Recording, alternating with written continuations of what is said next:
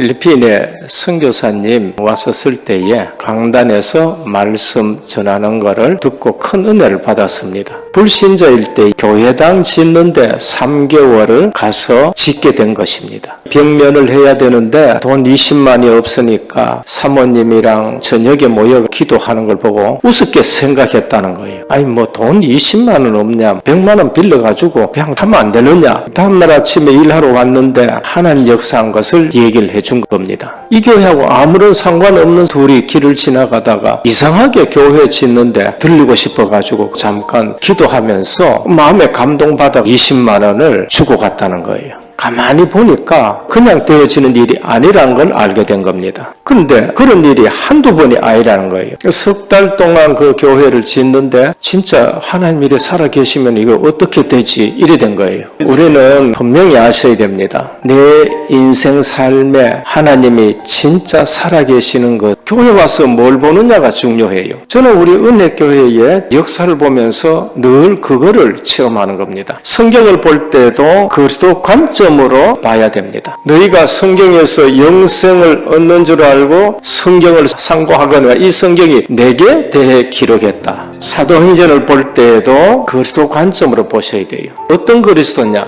십자가로 끝내시고 부활하신 그리스도예요. 살아계신 체험하고 누리셔야 됩니다. 어떻게? 성령을 보내신 그리스도예요. 그러면은 핍박이 문제가 아닙니다. 현장에 하나님의 계획이 있는 것이고 구원의 유일하신 그리스도를 말할 수밖에 없는 겁니다. 사도행전을 이해하지 못하는 사람은 말세시대에 약속하신 하나님의 역사와 전도 선교에 대한 축복은 하나도 모르게 됩니다. 우리 몸으로 말할 것 같으면은 등뼈에 해당되는 겁니다. 등뼈가 약하면은 힘을 쓰지를 못해요. 내 삶이 사도행전의 연장선에 서가 있어야 됩니다. 그러면 주님의 관심이 어디에 있느냐? 지금 현장에 있는 겁니다. 오늘 사도행전 6장 8절에서 7장에 보면 스데반이 지금 법정에 서가 있고 핍박 순교를 당하는 겁니다. 핍박이 좋은 분은 없겠지요. 그것을 이길 수 있는 스데반은 뭐를 받느냐가 중요한 겁니다. 말씀을 통해 올바른 시작을 본 스데반이 어디서 알았느냐? 구약 성경을 보고 알은 거예요. 노아의 아들 셈의 후손이 아브라함입니다. 노아가 방주에서 내린 것은 교회입니다. 영성 있는 분이니까 셈의 하나님 여호와를 찬송하리로다. 셈의 후손을 통해서 그리스도 온다는 것을 예언해 준 겁니다.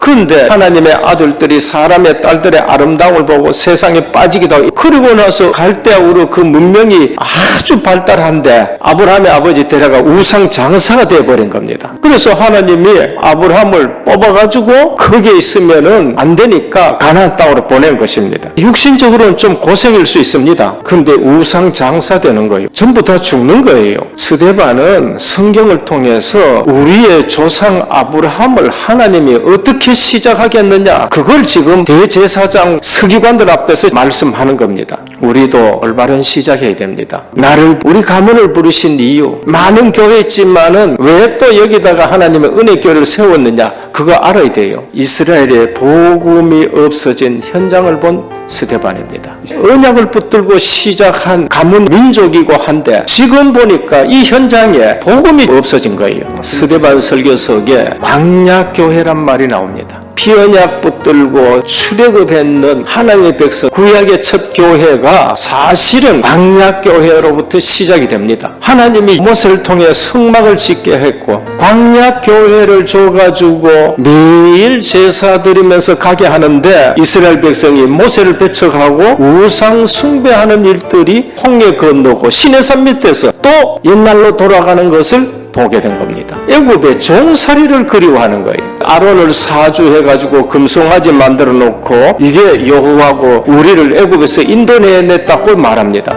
우리 신앙생활에 이런 부분이 너무 많습니다. 스데반의 눈은 현장을 볼 줄 아는 눈입니다. 아브라함의 후손도 대제사장이고 서기관 성경 성전도 있는데 복음 없어진 현장에 예수 그리스도를 지금 말씀하고 있는 것입니다. 목이 곱고 마음과 귀에 할례를 받지 못한 사람들아, 너희 조상들과 같이 항상 성령을 거스리는도다. 선지자들 중에 누구를 박해하지 않았느냐? 의인이 오시리라고 예고한 자들을 그들이 죽였도다. 근데 너희도 지금 그 의인 예수 그리스도를 십자가에 못 박혀 죽였다 얘기합니다. 두 종류로 반응이 나타납니다. 회개하고 돌아오든지 아니면 이를 갈든지. 말세 때도 똑같습니다. 귀가 가려워져서 사사로운 자기 입장에 맞는 말만 듣고 하나님의 말씀을 듣지 않는다. 마지막 때는 고통하는 때가 온다 말씀했습니다. 성도님들과 중직자분들은 복음이 있느냐 없느냐 그거를 불꽃 같은 눈으로 봐야 됩니다.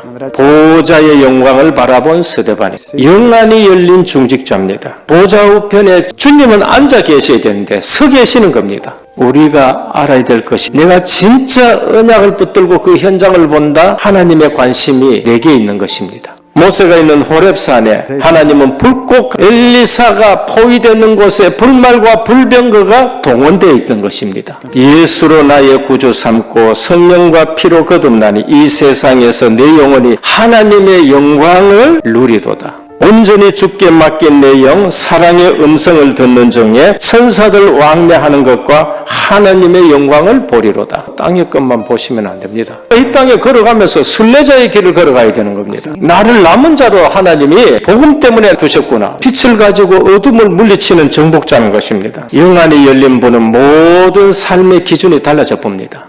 하나님의 영광 앞에 선 사람들 호람되오라고 말합니다. 살고 죽고가 문제가 아닙니다. 나의 간절한 기대와 소망을 따라 아무 일에든지 부끄럽지 아니하고 오직 전과 같이 이제도 온전히 담대하여 살든지 죽든지 내 몸에서 그리스도가 존귀하게 되게 하려 하나니 이는 내게 사는 것이 그리스도니 죽는 것도 유익함이라. 영안이 열린 분들은 헌신이 달라져요. 한나 미쳤나 할 정도로 기도합니다. 120명이 세술에 취했나 할 정도로 모여서 교회를 살리는 겁니다. 마귀는 무엇을 막으려고 하느냐? 우리가 하나님께로 갈 수 있는 길은 하나밖에 뿐입니다. 그게 예배입니다. 그래서 예배 막아가지고 모든 축복 다 놓치게 만듭니다. 복음 못 누리고 전도 선교 못 깨달았도록 핍박받고 고난받는 것은 바로 증거로 바뀐 겁니다. 너희가 나를 인하여 총독들과 임금들 앞에 끌려가리 이는 저희가 이방인들에게 증거가 되게 하려 함이라. 우리 신앙생활하는데 고난과 핍박이 없다. 그거는 가짜예요.